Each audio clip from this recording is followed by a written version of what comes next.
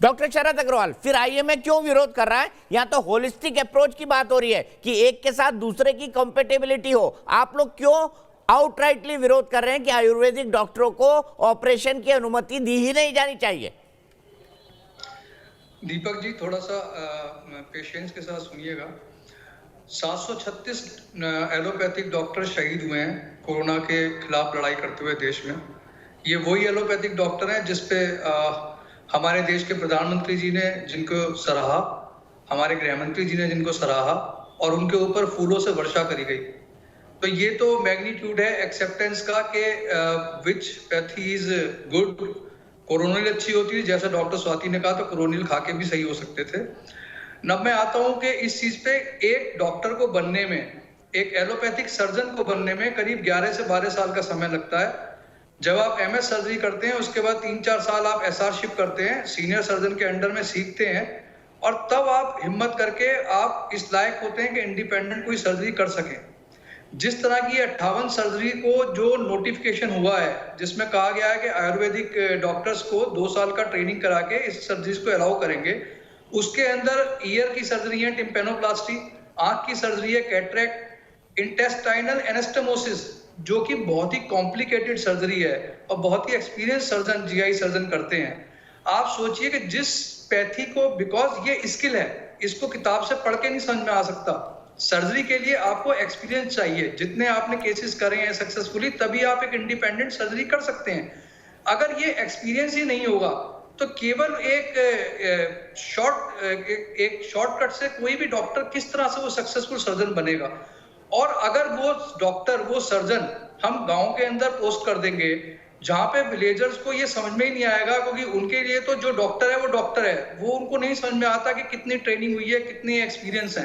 तो ये एक डबल स्टैंडर्ड हो जाएगा कि एफ्लुएंट सोसाइटी को वो अच्छी जगह पे एलोपैथिक एक्सपीरियंस डॉक्टर से इलाज कराएं, और जो लोग, जिन लोगों को नहीं पता, गरीब जनता है, उसको हम एक अनट्रेंड से इलाज कराएं। आईएमए का विरोध किसी पैथी से नहीं है, हम किसी आयुर्वेद या यूनानी किसी के खिलाफ नहीं है। हमारा विरोध है क्रॉस पैथी, मिक्सोपैथी का। क्या हम आयुर्वेदिक जो सर्जन हमारे सर्जरी करेंगे, क्या वो आयुर्वेदिक मेडिसिन यूज करेंगे? क्या वो एनेस्थीसिया में आयुर्वेदिक मेडिसिन यूज करेंगे? क्या वो एंटीबायोटिक्स यूज नहीं करेंगे?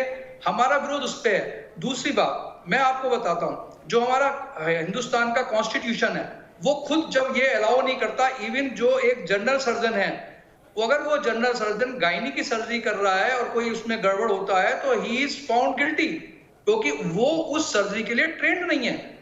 अगर कोई दूसरी दवाई देता है जिस पैथी को किसी ने पढ़ा नहीं है, वो उस दवाई को देने के लिए ऑथराइज ही नहीं है हमारे हिंदुस्तान के कानून के हिसाब से, तो वो किस तरह से इसको एडजस्ट करेंगे?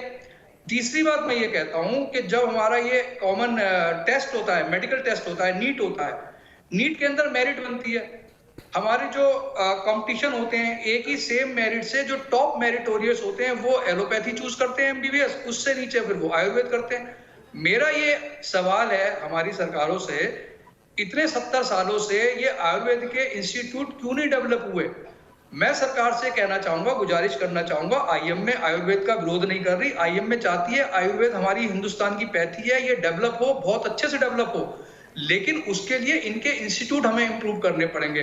ठीक है, इसी बात का जवाब लेते हैं, छोटा छोटा बोलते हैं डॉक्टर साहब। डॉक्टर साहब छोटी छोटी अपनी बात रखते हैं, एक एक आर्गुमेंट लेते हैं, बहुत वक्त है मेरे पास बात करने के लिए। डॉक्टर यादव, एक सेकंड और, एक सेकंड, जी कंप्लीट होने दीजिए, एक सेकंड और।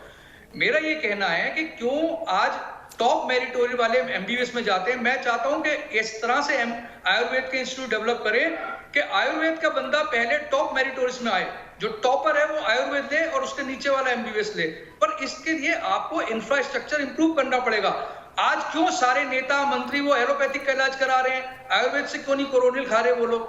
अभी हमारे आयुष मंत्रालय के माननीय श्रीपद नायक जी हैं, उनका कोरोना का ट्रीटमेंट हुआ, वो एम्स में एडमिट रहे, उन्होंने किसी आयुर्वेदिक उससे इलाज नहीं कराया। अभी उनके साथ बड़ा एक दुर्घटना हो गई और मैं भगवान से प्रार्थना करता हूं कि वो जल्दी से सही हो जाएं, और he lost the wife and daughter. So वो अभी भी बेचारे, उनकी कॉम्प्लेक्स सर्जरीज हो रही हैं, एलोपैथी के ही कर रहे हैं। तो देखिए ये लड़ाई एलोपैथ आयुर्वेद की नहीं है, ये क्रॉस पैथी की है।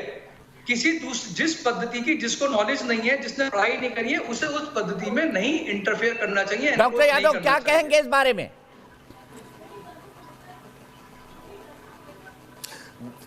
देखिए, मैं इसमें आपको बिल्कुल पूरे देश को स्पष्ट कर देना चाहता हूं। एक तरीके से बिना समझे आरोप लगाना आयुर्वेद पे बिल्कुल गलत बात है। देखिए, आयुर्वेद में भी पूर्ण रूप से शिक्षा का प्रावधान है, चिकित्सा का प्रावधान है और अनुभव का प्रावधान है। सारा चिकित्सा अनुभव, मैं खुद भारत सरकार में हूँ, CGHS में हूँ और बहुत सारे लोगों की चिकित्सा कर रहा हूँ। कोरोना काल में भी हमारे पास भी बहुत सारे पेशेंट आते हैं जिनकी हम ट्रीटमेंट किया। इसके अलावा भी हमारे पास भी एम्स से, सफदरजंग से पेशेंट आते हैं, रिपोर्ट करते हैं, पोस्ट कोरोना रिपोर्ट करते हैं और वो हमारे पास ठीक हो रहे हैं। देखिए, झगड़े का विषय नहीं है। समस्या ये है कि इन्हें आयुर्वेद के बारे में पता नहीं है। यदि ये आयुर्वेद के बेसिक प्रिंसिपल्स इतने अच्छे हैं कि हमारे देश की समस्याओं को समूल समाधान कर सकते हैं। जहां तक ये अपनी श्रेष्ठता की बात करते हैं, देखिए, इस पद्धति को भी इतना दबाया गया, इतना इसका एक्सप्लॉयटेशन हुआ। आज कमर्शियल एक्सप्लॉयटेशन हो रहा है जहां दुनिया में हमारी चीज़ों को आगे बढ़ने नहीं देना चाहते हैं लोग। तो हमें इस चीज़ को बढ़ाना होगा। ये पहली बार है आज़ाद हिंदुस्तान में कि प्रधानमंत्री के कारण आज हमारे देश में आयुर्वेद को भी मौका मिल रहा है। बहस का कारण बन गया है आज आयुर्वेद।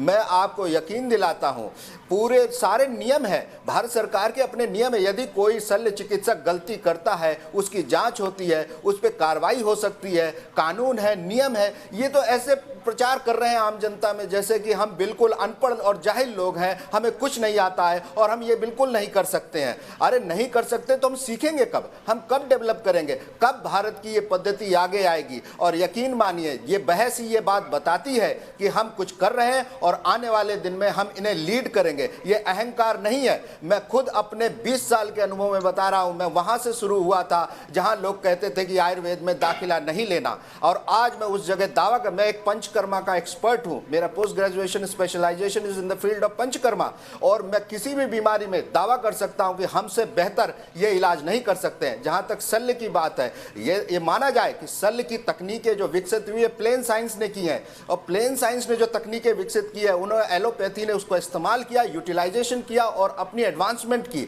हम भी आज चाहते हैं कि हमें भी एडवांस करने का मौका मिले, हमें सीखने का मौका मिले। हम इनको बड़े भाई की तरह इज्जत करना चाहते हैं, हम इनसे सीखना चाहते हैं, हम इनका विरोध नहीं करना चाहते हैं।